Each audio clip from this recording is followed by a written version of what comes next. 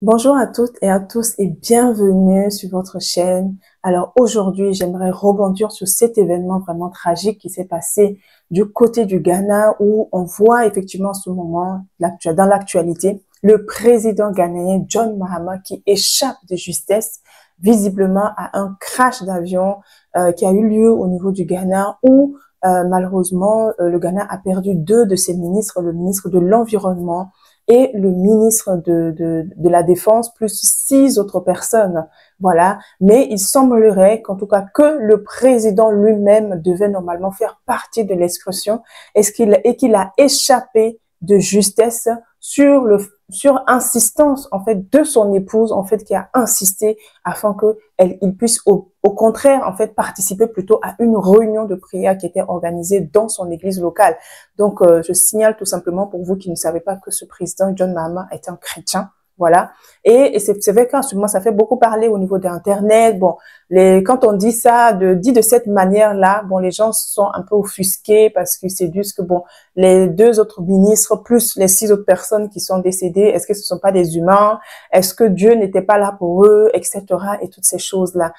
Et moi, j'aimerais tout simplement rebondir très rapidement sur cet événement pour vraiment, moi personnellement, enfin 3 vérités vraiment que le Seigneur m'a enseigné vraiment à travers cet événement et je pense qu'il va également nous édifier voilà que nous devons comprendre en fait le côté spirituel également de ce qui s'est passé, d'accord? Et il faut savoir que bien évidemment de tout cœur en fait avec les familles, toutes les familles en fait qui sont endeuillées et personne et quand les chrétiens ou les postes chrétiens ou les magazines chrétiens reprennent ça en disant ça, ce n'est pas pour se moquer ou pour dire que Dieu n'était pas pour les personnes qui sont décédées. Non, personne ne peut se réjouir en fait de la mort de quelqu'un à moins vraiment d'être possédé de façon démoniaque en fait. On peut pas se réjouir en fait de la mort de quelqu'un.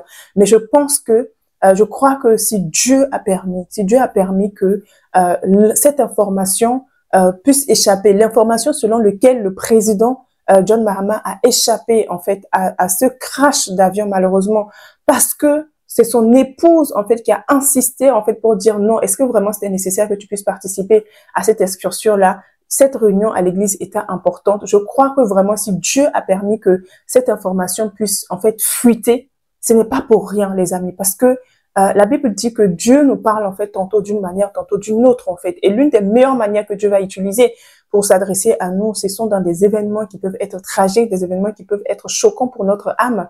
Et nous devons vraiment comprendre en fait, parce que la Bible dit que au jour du deuil, nous devons réfléchir. Nous devons réfléchir à ce que le Seigneur en fait veut nous dire. Donc, comme vous pouvez le voir en fait dans les différentes photos qui peuvent, voilà, le président est vraiment en larmes, voilà face à l'enterrement de toutes ces personnes-là. Voilà, et ça parle beaucoup en fait sur les réseaux sociaux. Et personnellement, je vais vous partager 3 choses que nous devons vraiment retenir. La première chose que nous devons retenir, frères et sœurs, c'est que sortir de chez soi et rentrer à la maison, c'est vraiment pas un acquis. C'est une grâce en fait. C'est une grâce. C'est vrai que c'est quelque chose que on fait de façon habituelle, normale. Et parfois, on mesure même pas en fait que c'est une grâce de quitter chez toi le matin et revenir le soir en bonne santé, sans aucune égratignure. C'est une grâce de Dieu.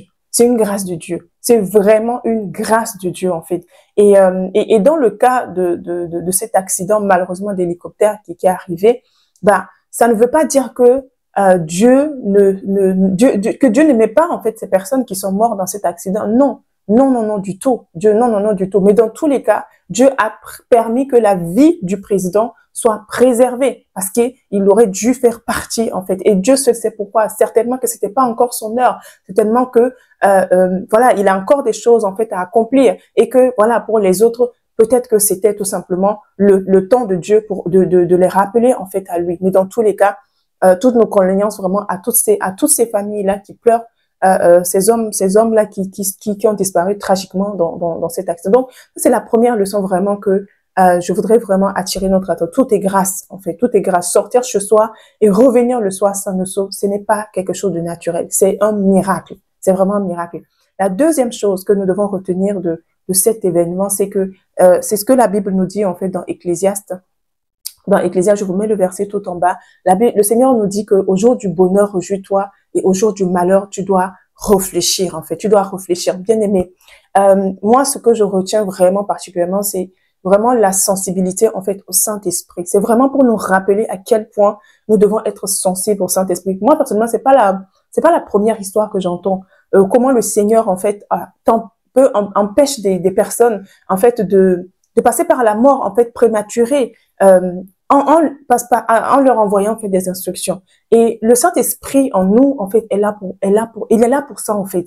Le Saint-Esprit est là pour nous conduire, il est là pour nous guider, il est là pour nous empêcher de faire des choses. Et Dieu parle tantôt d'une manière, tantôt d'une autre. Et dans ce cas-ci, Dieu a utilisé sa propre épouse. Voilà, sa propre épouse. Et il y a beaucoup de personnes qui le disent, en fait, voilà, sur les réseaux sociaux, voilà, chère Marie, écoutez vos femmes et tout. Mais au-delà de tout cela, c'est vraiment, moi, je veux vraiment attirer notre attention sur l'importance d'être sensible à la voix du Saint-Esprit, l'importance, en fait, de marcher, en fait, par l'Esprit, en fait, plus que jamais dans notre génération où nous sommes, dans les temps où nous sommes, nous avons besoin d'être plus sensibles, en fait, au Saint-Esprit. Parce que, imaginons tout simplement que ce monsieur, en fait, n'avait pas écouté tout simplement son épouse et que, voilà, le président, il allait tout simplement aller à cette discussion. Il serait mort aujourd'hui.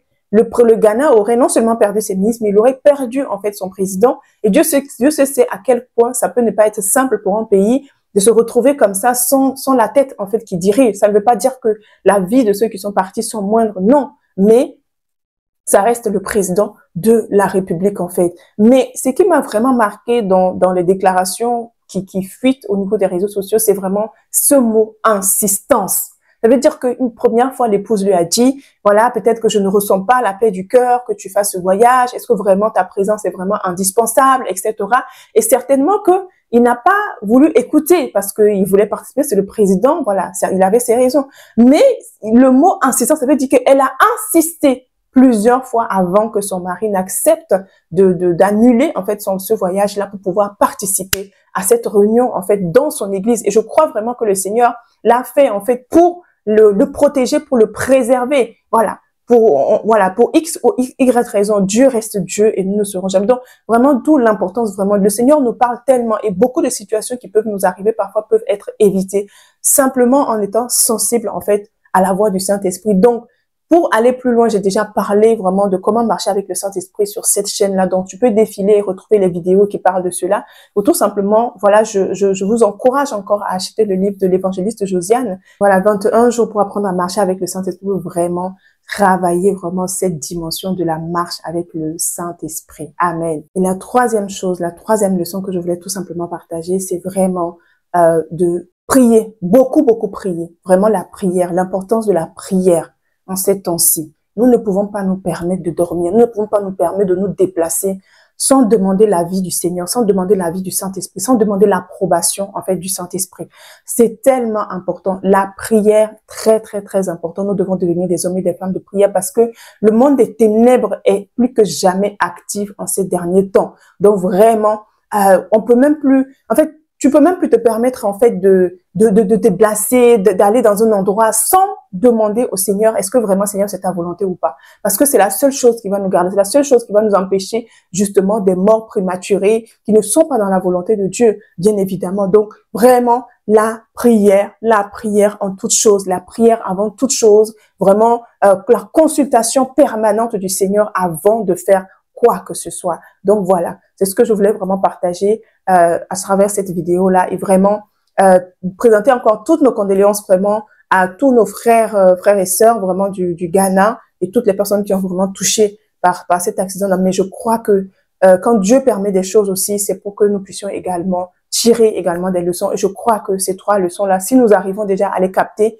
nous allons pouvoir continuer non seulement à prier pour que Dieu puisse vraiment restaurer, puisse vraiment guérir vraiment toutes ces familles-là qui sont en deuil en ce moment et pour toutes les autres personnes, parce que certainement ce n'est pas le seul catastrophe qui est arrivé sur la terre, mais vraiment tirer aussi les leçons spirituelles que le Seigneur veut nous envoyer à travers cet événement. Donc voilà, c'est ce que je voulais partager avec vous. J'espère que tu as été béni par cette vidéo. Si tu n'es pas encore abonné, n'hésite pas à le faire et surtout partage, like cette vidéo, commente et partage-la pour faire du bien à plusieurs personnes. Que Dieu te bénisse et je vous dis à très bientôt.